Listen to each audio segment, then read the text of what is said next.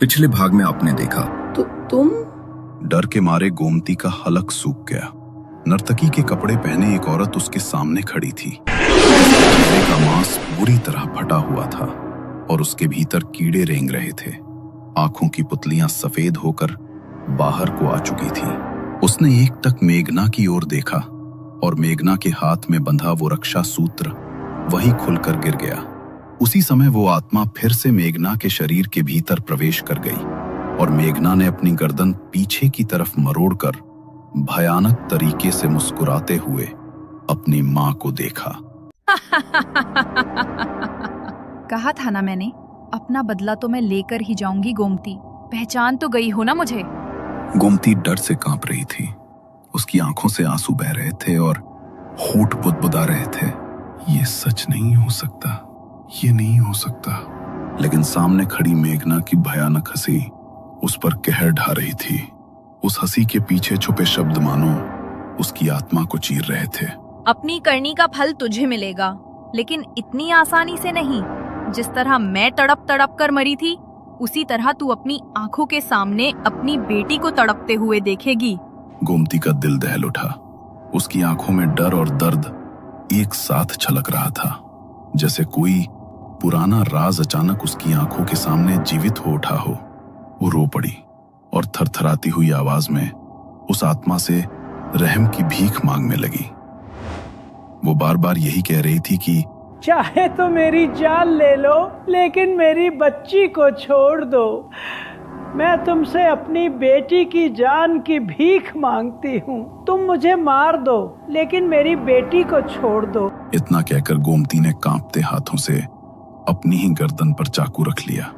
उसकी आंखों से आंसू रुक ही नहीं रहे थे, लेकिन उसकी हालत देखकर मेघना और जोर जोर से हंसने लगी और उसने गोमती से कहा, खुद की बेटी को तकलीफ में देखकर बहुत तकलीफ हो रही है ना तुझे? भूल गई मेरे साथ क्या हुआ था? करीबन 35 साल पहले राजस्थान के राजघराने में एक नर्तकी चंद्रमुखी नृत्य कर रही थी। राजा जी एक टक बस चंद्रमुखी को नृत्य करते हुए देख रहे थे और रानी की नजरें राजा जी पर ही टिकी थी। चंद्रमुखी के लिए राजा की आंखों में जो भाव थे वे रानी को स्पष्ट समझ आ रहे थे। इस नर्तकी चंद्रमुखी के इरादे मैं अच्छी तरह समझ रही हूँ। अपने रूप से वो राजा को बहलाना चाहती है, मेरा स्थान लेना चाहती है, लेकिन मेरे होते ये कभी नहीं होगा। मैं ऐसा होने नहीं दूंगी। रात के पहर चंद्रमुखी राजमहल से अपने घर के लिए निकल रही थी। तभी पीछे से किसी ने उसके कंधे पर हाथ रखा। वो घबरा कर पीछे मुड़ी तो उसके पीछे राजा जी खड़े थे। राजा जी, आप? डरो मत चंद्रमुखी। तुम्हारे लिए मैं ये नए घुंघरू लेकर आया था। तुम्हारे पाँव में बंधे घुंघरू बहुत सुंदर लगते हैं, सोचा तुम्हें भेंट कर दूं। परंतु राजा जी, इसकी क्या जरूरत है? रख लो चंद्रमुखी, प्यार से दे रहा हूँ। राजा जी की भेंट को वैसे भी कोई कभी अस्वीकार नहीं करता। राजा जी अक्सर सबको भेंट दिया करते थे, इसलिए चंद्रमुखी ने सीधी सरल भाव से वो घुंघरू ले लिए। पर खिड़की पर खड़ी रानी ये सब देख रही थी और ये देखकर उसका खून खौल उठा। ये चंद्रमुखी अपनी हरकतों से ऐसे बाज आने वाली नहीं है। पता नहीं कौन सा जादू कर दिया है इसने राजा जी पर कि राजा जी इतने मेहरबान हुए जा रहे हैं। अपनी खूबसूरती से इसने राजा जी को अपने जाल में फंसा लिया है। इसी कारण अब राजा जी मेरी तरफ नहीं देखते। इसका मैं ऐसा हाल करूंगी कि खुद को कभी आईने में देख भी ना पाए। राजा के महल में वापस आने के बाद रानी चुपके से चंद्रमुखी के पीछे गई और उसका रास्ता रोक लिया। रानी सा, आप इतनी रात को यहाँ पर? सच सच बताओ, आखिर चाहती क्या हो तुम? इरादे क्या है तुम्हारे? तुम जानती हो ना, गर्भ से भी हैं हम। राजा का अंश पल रहा है हमारे अंदर। मैं कुछ समझी नहीं रानी सा, आप किस बारे में बात कर रही हैं? तुम मेरी बातों को बहुत अच्छे से समझ रही हो। ज्यादा ना समझ बनने का नाटक मत करो, समझी? मेरे पति पर, राजा जी पर अपनी नजरें टिकाई हुई हो तुम। अपने रूप से उनका ध्यान अपनी तरफ खींचना चाहती हो, मेरी जगह लेना चाहती हो। लेकिन एक बात की गांठ बांध लेना कि मेरे जीते जी ऐसा कभी नहीं होगा।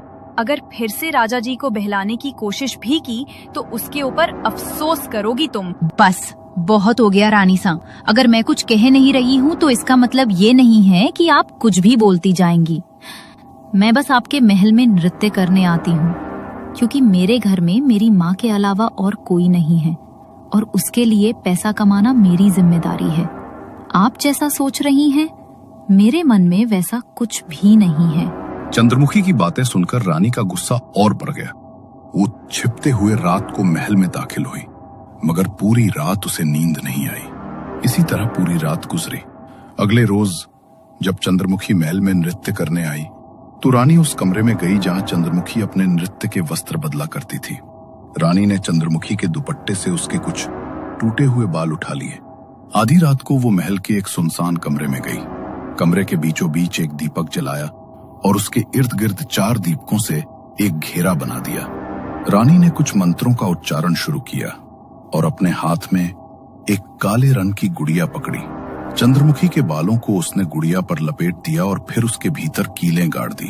अब तू देख कैसे तेरा ये सुंदर रूप किसी मुर्दे की तरह हो जाएगा। राजा जी को बहकाने चली थी ना, तेरा तो अब वो हाल होगा कि तड़प तड़प कर अपनी मौत मांगेगी तू। रानी ने काले कपड़े से अपना चेहरा ढक लिया। वो चुपके से महल के पिछले दरवाजे से बाहर निकली और सीधे चंद्रमुखी के घर की ओर बढ़ी। महल से थोड़ी ही दूर चंद्रमुखी का एक टूटा फूटा छोटा सा मकान था। रानी ने उसके घर के पिछले हिस्से की मिट्टी खोदी और उस बुढ़िया को वहां गाड़ दिया। सबसे छिपकर कुछ देर बाद वो वापस महल लौटी और अपने कक्ष में आकर सो गई। ऐसा क्या हो गया तुझे? कल रात तक तो तेरी तबीयत बिल्कुल ठीक थी, अचानक से क्या हो गया तुझे? देखूं जरा, कहीं बुखार तो नहीं हो गया? विमला ने चंद्रमुखी के माथे को छूकर देखा तो उसका माथा बिल्कुल गर्म भट्टी की तरह तप रहा था। विमला ने कई दिन तक वैद्य जी से चंद्रमुखी का इलाज करवाया, मगर उसकी हालत में कोई सुधार नहीं आया, बल्कि दिन ब दिन उसकी हालत और भी खराब होती चली गई। उसकी आंखों के नीचे गहरे काले गड्ढे पड़ गए थे। उसका शरीर सूखी लकड़ी की तरह हो चुका था। चंद्रमुखी, जो कभी अपनी खूबसूरती के लिए जानी जाती थी, अब इतनी बदसूरत हो गई थी कि खुद को भी आईने में नहीं देख पा रही थी। और जब उसने हिम्मत करके आईने में झांका तो अपने ही रूप को देखकर उसकी आंखों से आंसू फूट पड़े। वो जमीन पर बैठी थी, चेहरा दोनों हाथों में छिपाए, और लगातार रोए जा रही थी। उसके आंसू रुकने का नाम नहीं ले रहे थे। चेहरा सूज चुका था, आंखें लाल हो चुकी थीं। उसके शरीर में जैसे सारी ताकत खत्म हो गई थी। सांसें भारी और आवाज कांपती हुई। वो कभी अपने चेहरे को छूती, कभी आईने की तरफ देखती, फिर सिर झुकाकर सिसकने लगती। ऐसा लग रहा था जैसे भीतर कोई गहरी आग जल रही हो जो उसे अंदर से खा रही थी। उसकी त्वचा तप रही थी और पूरे शरीर में दर्द की लहरें उठ रही थीं और लगातार वो भगवान से अपने मौत की दुआ मांग रही थी। चंद्रमुखी की हालत देखकर उसकी मां की आंखों से आंसू बह निकले। जब उसकी बीमारी वैद्य के पकड़ में नहीं आई तो उसकी मां ने तांत्रिकों का सहारा लिया, मगर कोई भी उसे ठीक नहीं कर पाया। तंत्र की क्रिया, काला जादू किया गया है तुम्हारी बेटी पर, मगर इसका तोड़ सिर्फ वही कर सकता है जिसने इसे किया है। उसके अलावा कोई तुम्हारी बेटी को ठीक नहीं कर सकता। ये इसी तरह तड़पेगी और कोई इसमें कुछ नहीं कर पाएगा। मगर मेरी बेटी ने किसी का क्या बिगाड़ा है? कोई भला मेरी बेटी के साथ इतना बुरा कैसे कर सकता है? मैं तुम्हारी हालत समझ रहा हूं, लेकिन मैं इसमें तुम्हारी कोई मदद नहीं कर सकता। जिस क्रिया का प्रयोग इसके ऊपर किया गया है उसका तोड़ वो क्रिया करने वाले के सिवाय दूसरा कोई नहीं कर सकता। किसी ने अपनी ईर्ष्या में तुम्हारी बेटी के साथ ऐसा किया है, मगर तुम चिंता मत करो, एक न एक दिन उसे अपनी करने का फल भोगना ही पड़ेगा। किसी के साथ बुरा करने वाले का कभी भला नहीं होता, अपनी करनी वो खुद भोगेगा। तुम भगवान से प्रार्थना करो, शायद अब भगवान ही इसमें तुम्हारी कुछ मदद कर सके। तांत्रिक बाबा भी हार कर वहां से चले गए, मगर उस दिन के बाद चंद्रमुखी की हालत और बद से बदतर हो गई। चंद्रमुखी की मां उसके लिए खाना लेकर आई। वो बिस्तर पर लेटी हुई थी। उसकी मां ने उसे उठाने के लिए अपने हाथ का सहारा दिया तो उसकी मां ने अपने हाथ पर कुछ महसूस किया। जब उन्होंने चंद्रमुखी का बैठाकर उसकी पीठ की तरफ देखा तो उनके होश उड़ गए, क्योंकि चंद्रमुखी की पीठ पर अनगिनत कीड़े रेंग रहे थे और उसकी कमर का मांस बिल्कुल गल चुका था। शरीर में हड्डियों के अलावा कुछ नजर नहीं आ रहा था। बिमला ने अपनी आंखों में आंसू भरे, जल्दी से उन कीड़ों को उसकी कमर से झाड़ा और रोते हुए चंद्रमुखी को खाना खिलाया। वो ठीक से खाने का एक निवाला भी नहीं खा पा रही थी। सारा खाना उसके मुंह से बार बार नीचे गिर रहा था। अब मुझसे अपनी बच्ची की ये हालत नहीं देखी जाती भगवान। अगर तू मेरी बच्ची को ठीक नहीं कर सकता तो उसे अपने पास बुला ले और मुझे भी अपने पास बुला ले। अपनी बच्ची को इस हालत में नहीं देख सकती हूँ मैं। विमला ने चंद्रमुखी के शरीर पर दवाई का लेप लगाया और रोते रोते अपनी चारपाई पर लेट गई। अगली सुबह जब चंद्रमुखी ने अपनी माँ को आवाज दी तो उसकी माँ ने कोई जवाब नहीं दिया। चंद्रमुखी ने उठकर देखा तो उसकी माँ चल बसी थी। इस दुनिया में उसकी माँ के अलावा उसका और कोई नहीं था। चंद्रमुखी की आंखों से फूट फूट कर आंसू बह रहे थे। चंद्रमुखी के रोने की आवाज सुनकर पड़ोसी उसके घर में इकट्ठा हुए और उसकी माँ की अंतिम क्रिया की तैयारी शुरू की गई। माँ की अंतिम क्रिया के बाद चंद्रमुखी अपने घर में किसी जिंदा लाश की तरह अपने बिस्तर पर लेटी हुई थी। तभी रानी उसके घर में आई। सुना मैंने कि तुम्हारी माँ चल बसी। बड़ा दुख हुआ सुनकर, और तुम्हारी हालत देखकर भी। सब अपने कर्मों का फल भोगते हैं। तुमने भी कुछ ऐसा किया होगा जिसका फल अब भोग रही हो। मुझे अच्छी तरह पता है कि मेरे साथ जो भी हो रहा है वो तुम्हारे ही कारण है। तुम्हारी वजह से ही आज मेरी ये हालत है और तुम्हारी वजह से ही आज मेरी माँ इस दुनिया में नहीं है। मेरी वजह से नहीं, तुम्हारी खुद की वजह से। कहा था मैंने मेरे पति से दूर रहो, लेकिन तुम्हें तो रानी की जगह लेनी थी। अब दिखा दी ना मैंने तुम्हें तुम्हारी असली जगह। ऐसा हाल किया है मैंने तुम्हारा कि ना तो जी पाओगी और ना मर पाओगी। बहुत मजा आ रहा है तुम्हें ऐसे हाल में देखकर। अब इसी तरह भुगतो और तड़प तड़प कर अपनी मौत आने का इंतजार करो। रानी के मुंह से जब चंद्रमुखी को सच पता चला तो उसके गुस्से का बवंडर फुट पड़ा। रानी उसकी हालत पर हंसती हुई वहां से चली गई, मगर चंद्रमुखी के लिए अब उसकी पीड़ा असहनीय हो गई थी। पहले तो वो अपनी माँ को देखकर जैसे जैसे जी रही थी, मगर माँ के चले जाने के बाद वो खुद को संभाल नहीं पाई। वो इस तरह दर्द में तड़प रही थी कि उसने खुद ही मौत को गले लगाने के बारे में सोच लिया। उसने कमरे में रखी छुरी उठाई और अपनी गर्दन पर रख ली। उसकी आंखों से पीड़ा के वो आंसू लगातार बह रहे थे। तेरी वजह से मेरी हालत हुई है गोमती। तेरी वजह से मेरी माँ इतने दुख में इस दुनिया को छोड़कर गई है और आज मैं तेरी वजह से अपनी जिंदगी खत्म करने जा रही हूँ। श्राप है ये मेरा। एक दिन वापस लौटूंगी और उस दिन तबाह कर दूंगी तुझे और तेरे पूरे खानदान को। जिस तरह मैं तड़प तड़प कर अपनी जान दे रही हूँ, वही दृश्य एक दिन तेरी आंखों के सामने आएगा।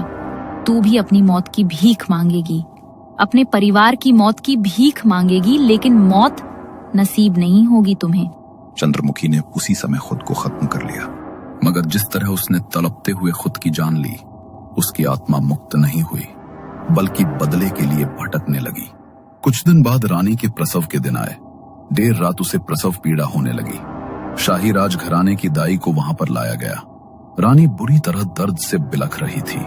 तभी कुछ देर बाद उन्होंने एक बच्चे को जन्म दिया, मगर उस बच्चे को देखकर दाई माँ की चीख निकल गई। बच्चा मृत था और उसका पूरा शरीर नीला पड़ चुका था।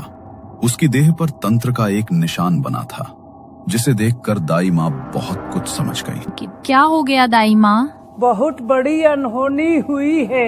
ये कोई शुभ संकेत नहीं है।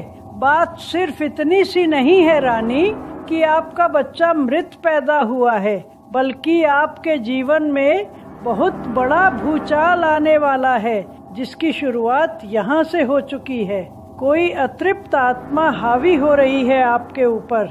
आपका वंश नहीं बढ़ने देगी वो। किसी बाबा को बुलाकर अपना इलाज करवा लीजिए, वरना सब खत्म हो जाएगा। ये आप क्या कह रही हैं दाई माँ? मैं बिल्कुल ठीक कह रही हूँ। झाड़ फूक करवा लीजिए, वरना परिणाम अच्छा नहीं होगा रानी सा। रानी अपने बच्चे की मौत से उबरी भी नहीं थी कि कुछ ही दिन बाद एक रात उसे महल में घुंघरुओं की आवाज सुनाई दी। उस आवाज को सुनकर रानी के पूरे शरीर में डर दौड़ गया। वह पसीने से भीग चुकी थी और भय से उसका पूरा शरीर कांप रहा था। वो घबराते हुए उठी, मगर जैसे ही उसने सामने की ओर देखा, उसके होश उड़ गए। चंद्रमुखी ठीक उसके सामने खड़ी थी। उसका शरीर हड्डियों का ढांचा बन चुका था, चेहरा बुरी तरह सड़ चुका था और वो भयानक तरीके से हंसते हुए रानी की ओर बढ़ रही थी। उसे देखकर रानी अपने कदम पीछे करने लगी, लेकिन लड़खड़ाकर जमीन पर गिर पड़ी। चंद्रमुखी की आत्मा उसके ऊपर झपट पड़ी। रानी जोर से चीखी। उसकी चीख से पूरा महल गूंज उठा। उसकी आवाज सुनकर राजा की आंख खुल गई। राजा दौड़कर आया और रानी को बिस्तर पर बैठाया। क्या हुआ तुम्हें? तुम नीचे कैसे गिर गई? और तुम चिल्ला क्यों रही थी? तुम ठीक तो हो ना? नहीं, वो आई थी। वो मुझे मारने के लिए आई थी। उसने मेरे बच्चे को भी मार डाला था। अब वो मुझे भी नहीं छोड़ेगी। कौन? किसने तुम्हारे बच्चे को मार डाला? और कौन तुम्हें नहीं छोड़ेगी? चंद्रमुखी, चंद्रमुखी की आत्मा वही आई थी। आप तांत्रिक बाबा को बुलाइए, वरना वो किसी को नहीं छोड़ेगी। क्या? चंद्रमुखी की आत्मा? मगर वो तुम्हें परेशान क्यों करेगी? भला तुमने उसका क्या बिगाड़ा है? डर के मारे रानी ने अपने मुंह से एक शब्द भी नहीं बोला। वो रात जैसे तैसे कट गई। अगले दिन राजा ने एक तांत्रिक को महल में बुलाया। सांझ होते ही तांत्रिक ने महल में एक घेरा बनाया और घेरे के भीतर अग्नि प्रज्वलित करके बैठ गया। उसने कुछ मंत्र पढ़ते हुए चंद्रमुखी की आत्मा को वहां आने का न्योता दिया। तभी रानी का शरीर जोर जोर से कांपने लगा और वह जोर जोर से हंसने लगी। रहने दे तांत्रिक, तू मेरा कुछ नहीं बिगाड़ पाएगा। इसने जो कर किया है उसका फल इसे भोगना पड़ेगा। इसकी वजह से मेरी माँ और मैं तड़प कर मरे हैं। इसे भी मैं चैन जीने नहीं दूंगी। न इसके वंश को आगे बढ़ने दूंगी, न इन दोनों को जीने दूंगी। ये आत्मा बहुत खतरनाक हो चुकी है राजा जी। इसे मैं मुक्ति नहीं दिला सकता। इसका कुछ और निवारण करना होगा। तू मेरा कुछ नहीं बिगाड़ पाएगा तांत्रिक। अपना बदला मैं जरूर पूरा करूंगी। तांत्रिक ने सभी को महल के बाहर खड़ा कर दिया और रानी को अपने मंत्रों की शक्ति से महल की चौखट पर खड़ा कर दिया। वे लगातार मंत्रों का उच्चारण करते जा रहे थे और रानी के शरीर पर भभूति छिड़कते जा रहे थे। रानी के भीतर चंद्रमुखी की आत्मा जोर जोर से चिल्ला रही थी। तांत्रिक ने महल के चारों ओर भभूति से एक चौकोर घेरा बना दिया। कुछ देर की क्रिया के बाद उन्होंने रानी के शरीर पर गंगा जल का छिड़काव किया। महल के बाहर बने घेरे के कारण चंद्रमुखी की आत्मा महल से बाहर नहीं निकल सकी और गंगा जल के स्पर्श से वह रानी के शरीर के भीतर टिक भी नहीं सकी। इसलिए उसे रानी का शरीर छोड़कर महल के भीतर प्रवेश करना पड़ा। उसी समय रानी का शरीर कमजोरी से निढाल होकर महल के बाहर गिर पड़ा। मौके का लाभ उठाकर तांत्रिक ने महल का दरवाजा बंद कर दिया और उस पर अभिमंत्रित ताबीज और धागे बांध दिए ताकि चंद्रमुखी की आत्मा हमेशा के लिए महल के भीतर कैद रह जाए। मैंने मंत्रों की शक्ति से उसकी आत्मा को महल के भीतर कैद कर दिया है। अभी के अभी इस महल को छोड़कर यहाँ से चले जाओ और इतना दूर जाओ कि कभी यहाँ वापस ना आ सको। ये दरवाजे अब हमेशा के लिए बंद हैं। यदि कभी ये खुल गए तो वे तुम्हारे विनाश का कारण बनेंगे। चले जाओ, अभी चले जाओ। राजा के पास अब कोई दूसरा चारा नहीं बचा था। वह रानी को लेकर दूर एक छोटे से गांव में जाकर बस गया। चंद्रमुखी की आत्मा भले ही महल में कैद कर दी गई थी, लेकिन उसके श्राप से राजा दरिद्र हो गया। ना उसके पास धन रहा, ना ही कोई संपत्ति। समय बीतता गया। रानी ने 7 संतानों को जन्म दिया, लेकिन हर बार संतान जन्म लेने के कुछ ही समय बाद चल बसती। हर नई उम्मीद के साथ एक नई त्रासदी जुड़ती चली गई। 11 साल बाद रानी ने एक बेटी को जन्म दिया, मगर उसी क्षण राजा की मृत्यु हो गई। उस दिन के बाद से रानी मानो श्रापित हो गई थी। धीरे धीरे वही स्थिति रानी गोमती की होने लगी जो कभी चंद्रमुखी की थी। उसकी आंखों में वही खालीपन, वही डर, वही छाया थी। साल बीत गए। उसकी बेटी मेघना बड़ी हो गई। एक दिन खेलते खेलते या शायद किसी अदृश्य ताकत के खिंचाव में मेघना अपने दोस्तों के साथ उसी पुराने महल तक पहुंच गई। वही महल जिसे तांत्रिक मंत्रों की शक्ति से बंद कर गया था। ऐसा लग रहा था मानो वो दरवाजा उसी का इंतजार कर रहा हो। जैसे ही उसने वो दरवाजा खोला, मौत का खेल शुरू हो गया। चंद्रमुखी की आत्मा ने राजा के वंश को पहचान लिया था और शायद वही आत्मा बार बार मेघना के सपनों में उस महल की झलक दिखाकर उसे वहां तक खींच लाई थी। कहा था ना मैंने अपना बदला तो मैं लेकर ही जाऊंगी गोमती। आज तेरी आंखों के सामने तेरी बेटी को तड़पते देखकर मुझे बहुत सुकून मिल रहा है और तुझे ये देखकर और भी ज्यादा कष्ट हो रहा है। मेरी माँ भी इसी तरह तड़पी थी मुझे देखकर, मगर अब ये तड़प ज्यादा देर तक नहीं रहेगी। गोमती फूट फूट कर रोने लगी। मेघना इस समय निश्चल होकर जमीन पर गिर पड़ी थी। अगली सुबह जब उसकी आंखें खुली तो उसने देखा कि उसका शरीर अब हड्डियों का ढांचा बन चुका है। उसके चेहरे की सारी खूबसूरती गायब हो चुकी थी। मांस गलकर जगह जगह लटक गया था और गर्दन पर कीड़े रेंग रहे थे। पूरे शरीर में असहनीय पीड़ा दौड़ रही थी। वो अपनी ये हालत देख नहीं पा रही थी और ना ही उस दर्द को सह पा रही थी। धीरे धीरे वो भी चंद्रमुखी की तरह लाचार और टूटी हुई हो चुकी थी। कांपते हुए उसने पास पड़ी छुरी उठाई और अपनी गर्दन पर रख ली। उसे ऐसा करते देख गोमती चीख उठी।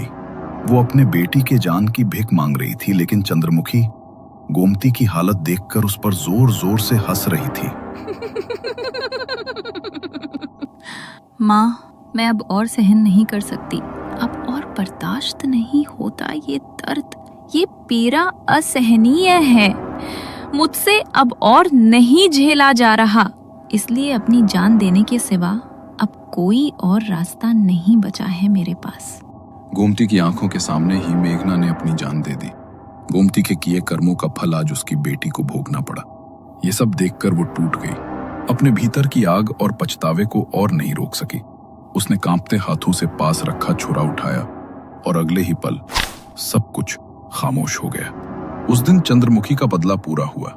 उसकी आत्मा अब मुक्त हो चुकी थी, लेकिन मेघना और गोमती की आत्माएं अब न जाने कितने युगों तक वहीं भटकती रहेंगी, उस पुराने महल में, अपने मोक्ष की प्रतीक्षा में।